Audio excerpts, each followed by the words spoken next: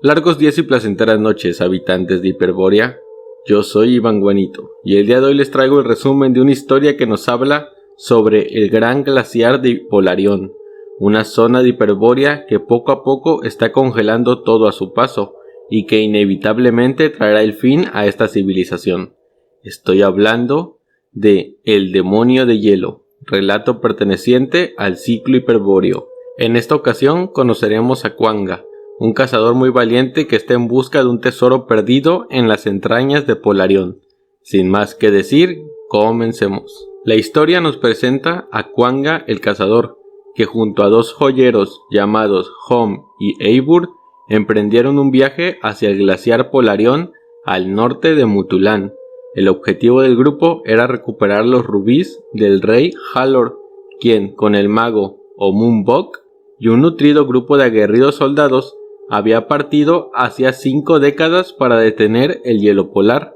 Según la leyenda, el ejército había acampado sobre una especie de montículo, cuidadosamente escogido por Omunbok, donde el poderoso mago conjuró a un astro candente, mayor y más rojo que el sol que brillaba en el cielo, con el objetivo de derretir a Polarión. Al principio pareció que el plan funcionaría, pues el hielo se convirtió en ríos de agua hirviendo, pero el hielo se interpuso al calor del sol artificial, congelándolo junto a la mayoría de la armada del rey. Muchos de aquellos hombres huyeron ante el avance de los glaciares. En la huida, los sobrevivientes describieron cómo el entorno de hielo se transformaba para convertirse en un obstáculo mortal para ellos. Era como si Polarión el glaciar fuera un ser viviente. Desde entonces, la tierra helada fue abandonada, hasta que el gran cazador Iwak, el hermano mayor de Kwanga, se internó en Mutulán, persiguiendo un enorme zorro negro que le había conducido a través de las enormes planicies cubiertas de hielo. El zorro negro lo llevó hasta la tumba de Halor y Omunbok, así como la de los soldados que partieron con ellos. El cazador se asustó entonces por la visión de aquellos guerreros congelados y escapó, abandonando al zorro negro, y no sin antes percatarse de las esmeraldas y rubíes que llevaba el rey en su manto, en su tumba de hielo. Kwanga era tan valiente como Iwak, y no tenía miedo al glaciar. Gracias al relato de su hermano, sabía que había un tesoro en la tumba del rey caído, y ese era el objetivo de su búsqueda. No creía que hubiera nada sobrenatural en Polarión. Él tenía el conocimiento y la experiencia para la travesía. Había reclutado a Eivor y Hom, ya que era consciente de que no le sería posible vender las joyas sin su ayuda. No se fiaba de los dos, y por esta razón les exigió que fuesen con él a la cueva, donde le entregarían la suma de dinero acordada tan pronto se encontrasen en posesión del tesoro. Viajaron un verano hasta llegar a la frontera helada de Polarión, donde dejaron sus caballerías en un valle de abundante hierba. Kwanga se orientó tomando como punto de mira las montañas volcánicas que se elevaban sobre la llanura helada hacia el norte. Ante ellos se extendía un paisaje que bien parecía un mundo externo helado, perteneciente a otras dimensiones y totalmente íntegro, liso, excepto algunos montículos dispersos y apriscos diseminados, extendiéndose la llanura hasta el blanco horizonte de picos encrespados.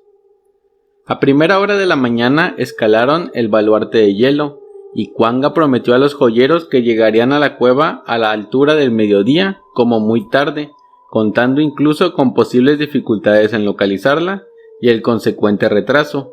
Y finalmente llegaron a la entrada de la tumba, la cual tenía una entrada con forma de fauces.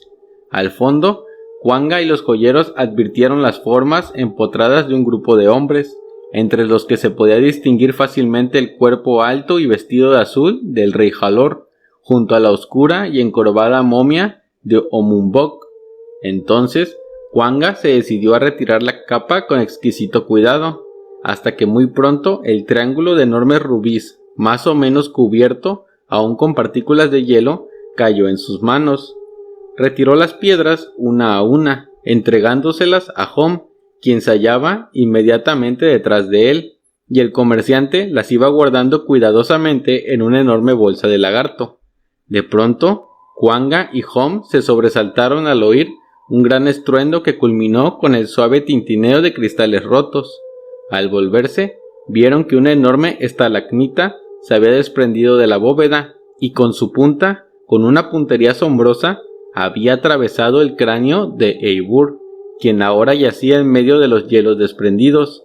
Había muerto instantáneamente, ignorante de su propia suerte. Aparentemente el accidente se debía a causas naturales, por lo cual no le dieron importancia, y mientras retiraban los rubíes, operación sobre la que centraron toda su atención, la cámara se había reducido a la mitad, tanto en altura como en dimensión, hasta el punto de que las estalagmitas se quedaban justo por encima de sus cabezas, como si fueran los colmillos de una enorme boca. Las dimensiones y formas de la cueva se distorsionaban y ya no podían negar la existencia consciente de una maldad animada y de los enormes poderes diabólicos que las viejas leyendas atribuían al hielo. Dándose cuenta del peligro que corrían y espoleados por un pánico frenético, comenzaron a ascender el declive. Poco a poco, las afiladas estalagmitas se fueron acercando a los dos ladrones, al punto que tuvieron que arrastrarse para no ser empalados por el hielo. Después de un ascenso terriblemente prolongado, parecido al esfuerzo por escapar de un destino de pesadilla, tedioso y delirante, consiguieron aproximarse a la boca de la cueva. Kwanga salió primero con cierta dificultad, pero Hom no tuvo la misma suerte. Los dientes de hielo de la cueva lo prensaron y perforaron sus huesos y carne, matando al joyero lenta y dolorosamente, pero con tal suerte para Kwanga que el joyero logró sacar la mano con la que sostenía el bolso repleto de joyas. El cazador le arrebató el tesoro por un impulso mitad miedo, mitad avaricia, y entonces, sin volver la vista atrás, huyó por el glaciar hasta el sol poniente. Mientras corría, y durante algunos momentos, Kwanga no se dio cuenta de las alteraciones en su entorno. Paredes de hielo se levantaban a su alrededor, el piso se distorsionaba en ángulos imposibles, la nieve parecía tomar la forma de rostros y manos de los viajeros perdidos, implorando su ayuda. El cazador entonces se propuso escalar una pared de hielo con la esperanza de llegar a las praderas verdes de Mutulán, y esto hizo sin que pudiera determinar si se dirigía hacia el norte, el sur, el este o el oeste. Manos pálidas parecían alzarse hacia él desde las profundidades con gesto implorante. Sintió sobre su persona la mirada de los ojos helados de hombres que en eras anteriores quedasen atrapados, y pudo contemplar sus miembros hundidos, rígidos y con extrañas actitudes de verdadera tortura. Desesperado y sin previo aviso, llegó al final del glaciar. Su huida de la cueva había consumido prácticamente todo el largo atardecer subpolar, y ahora el sol se balanceaba cerca de la línea del horizonte. Ante él descendía un declive suave hacia las fértiles praderas. Kwanga descendió por la ladera con paso veloz y ligero. Cuando sus pies se hundían ya en los matorrales y estaba rodeado de frondosos sauces y jugosas hierbas, no daba aún crédito a la veracidad de su vida.